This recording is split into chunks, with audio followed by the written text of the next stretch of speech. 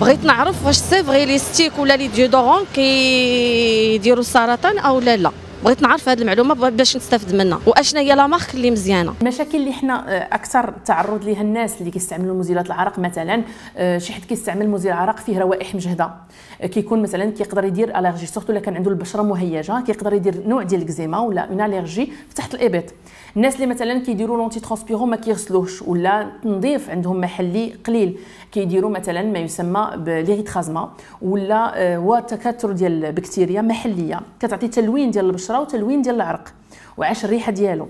الناس اللي مثلا غادي يكون ما تيطهرش كاع تما، ولا كيستعمل شي ميثود ديال ازاله الزغب ديال تحت الابط بطريقه مثلا ينتفها، ولا كيجرب واحد الطريقه كيتعفن داك الراس ديالها وكتولي بحال ولسيسه كيف ما قلنا، اللي كيتعتبرها هو شي حاجه داخليه ما هو فات كود غير في سطح الجلده، خاصها مرهم وخاصها مضاد حيوي. مثلا بعض المرات كنمشيو حتى المضاد حيوي عن طريق الفم باش يلاه نبردوا هذاك الالتهاب. المهم عندنا خصنا نعرفوا شنو هما الحوايج اللي ما خصهمش يكونوا في هذاك مزيل العرق ولا اللي كينقص لينا من العرق. في الاول كان المشكل واش هذا المزيل العرق فيه الكول ولا ما فيهش الكول. من بعد هذا المشكل ما بقاش مطروح باسكو ولاو انواع واشكال ديال مزيلات العرق. جا المشكل الثاني هو واش فيهم ما يسمى بلي سيل دالومنيوم ولا ما فيهمش لي سيل دالومنيوم. حاجات اخرين اللي من غير لي سيل دالومنيوم اللي تهضر عليهم مؤخرا هما لي بيرتورباتور اندوكرينيان ولا المواد اللي كيرونوا لنا الهرمونات. وهنا بالاساس خص الواحد يقلب ديما داك الديودورون ديالو ولا لونتي ترانسبيرون ما يكونوش فيه سورتو لو بروبيلين بارابين و لو بروبيل سيكلو سيلوكسان. هادو جوج المواد اللي معروفين انهم عندهم دور تيديروا اضطرابات هرمونيه اذا استعملناهم بمده كثيره.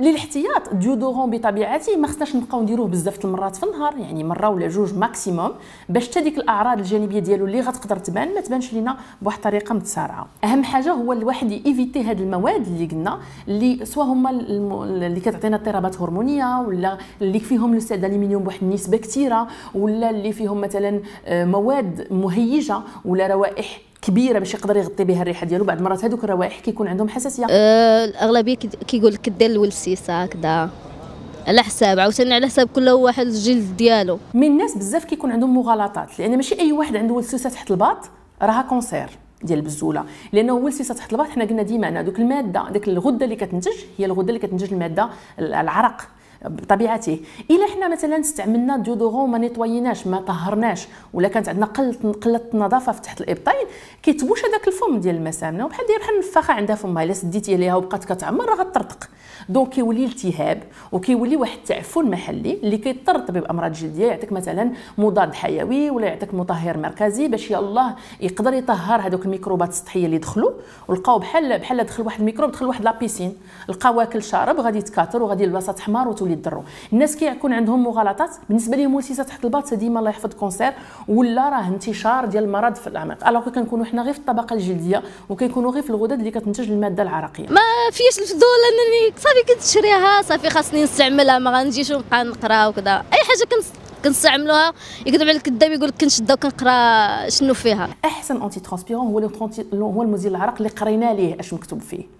دونك غناخذ واحد الوقت نقرا هذوك ونعرف هاد المواد مثلا كاملين اللي قلنا واش كاينين فيه ولا ما كاينينش، لانهم هما المواد اللي طارحين لينا مشكل ولا مازال فيهم واحد علامه استفهام واش بصح نيت فيهم شي اثار جانبيه ولا ما كاينينش. بالنسبه لي انا بوماد كنخاف منها، اما رشاشه كنقول عادي بحال درت الريحه فوق لحمي عادي. فاش غنبيو نختاروا داك لونتي ترانسبيرون كل واحد فيه انواع كثيره، كاينين لي زانتي ترانسبيرون بسبراي رشاشه، وكاينين لابي اللي كاينه بحال العقيقه، وكاين ستيك، وكاين ما يسمى بلي كريم. الا بغينا نختاروا بين هاد الربعه الواحد اللي ما خصنيش بليتو نختار هو لو سبراي، يعني الفابوريزاتور. علاش؟ باسكو من غير لي زيفي اللي غيعطيني محليا، مثلا الا كان فيه شي بارفان غيعطيني واحد الالرجي وغنستنشقو، دونك عندي تاثير مزدوج على الجلده وعلى الاستنشاق.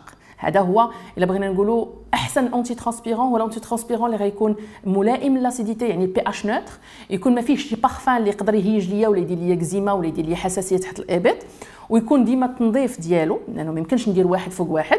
والاونتي ترانسبيرون اللي غنقرا ليه المكونات ونعرف نحيد منه هذوك المكونات اللي فيهم الشك ولا اللي هما محور اغلب الدراسات الطبيه. ضروري كندير لي ديودورون بزاف، حيت البنت خاصها تكون نقيه وخاصها تكون كتاتيري لاتونسيون ديال اي واحد، والبنت لما كانت كدير لي بارفون لي ديودورون راه ما والو. ديودورون على حساب السيتوياسيون اللي عايشه، بالك عندي فلوس بزاف راه نشري شي حاجه غاليه، ما كانش عندي فلوس غناخذ شي حاجه على قد الفلوس اللي عندي. بزاف الناس كيكون عندهم مغالطات انه مثلا الا خدت اون مارك مثلا معروفه ولا مشهوره راه هذيك لا مارك مزيانه للناس كاملين. الاختيار ديال كل ديودورون كيكون على حسب. مثلا انا عندي حساسيه، ان ديودورون فيه الريحه ما ننصحش به، لانه هذاك الديودورون يقدر يدير لي تهيج بشره. انا مثلا عندي تعرق، نسبه تعرق كثيره، ديودورون اللي هو مزيان ومعروف ومشهور يقدر انا ما يلاقليش. دونك الاختيار كيكون حاله بالحاله. بزاف الناس كيختاروه اعتباطيا، يعني يقدر يمشي في السوبر مارشي يهز ديودورون ولا اونتي ترانسبيرون ويستعملوه، مي حتى هو تيحتاج نصيحه ومرافقه طبيه باش تختار بعد هذاك الديودورون ديالك كيف ما قلنا، ويحل لك المشكل المسبب للتعرق.